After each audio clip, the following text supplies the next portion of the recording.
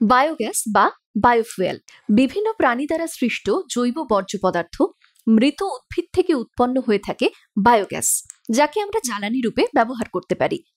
Biogas বা biofuel হলো সৌরশক্তিরই একটি ভিন্ন রূপ।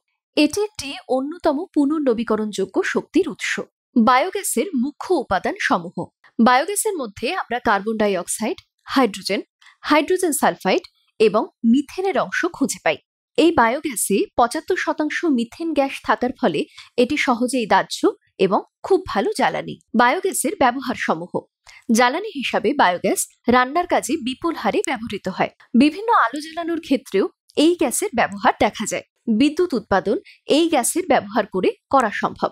কৃষিক্ষেত্রে জলসেচের কাজেও এই গ্যাস বিপুল পরিমাণে ব্যবহৃত হয়। বায়োগ্যাস উৎপাদনের বিভিন্ন পদ্ধতি। মিথোজেনিক ব্যাকটেরিয়া। এই জাতীয় ব্যাকটেরিয়া হলো একটি অ্যার্কি, অর্থাৎ এরা অল্প অক্সিজেনের মাধ্যমে পরিবেশে বিভিন্ন বিক্রিয়া ঘটিয়ে মিথেন উৎপন্ন করে।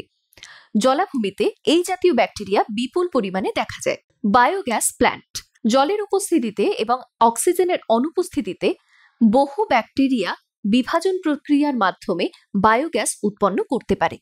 তবে এই ক্ষেত্রে ব্যবহারকারীকে বায়োগ্যাস প্লান্ট তৈরি করতে হবে।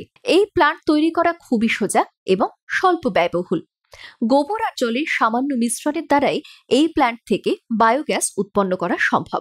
কয়লা খনির মিথেন। বিশ্বের বিভিন্ন কয়লা খনি থেকে আমরা কোল বেড মিথেন নামক এক প্রাকৃতিক গ্যাস পেয়ে থাকি, যা সাধারণত কয়লার উপরের পাতলা স্তর রূপে অবস্থান করে। একে শক্তির উৎস হিসাবে ব্যবহার করে বর্তমানে অস্ট্রেলিয়া, কানাডা, এমনকি আমেরিকার মতো শক্তিশালী দেশগুলিও তাদের চাহিদা পূরণ করছে। Methane hydrate. মিথেন হাইড্রেটের অপর নাম হলো ফায়ার আইস। খুব নিম্নচাপে এবং নিম্ন উষ্ণতায় মিথেন হাইড্রেট পাওয়া যায়। মূলত মেরু অঞ্চলে এবং সমুদ্রের গভীরে মিথেন হাইড্রেট সহজে উপলব্ধ। এক অণু মিথেন হাইড্রেট বিয়োজিত হয়ে নিজের আয়তনের প্রায় ১৫০ থেকে ১৬০ গুণ আয়তনের গ্যাস তৈরি করতে সক্ষম। এই মিথেন হাইড্রেট খুব অল্প পরিমাণে পৃথিবীতে উপলব্ধ থাকলেও এটি জ্বালানির একটি অন্যতম উৎস।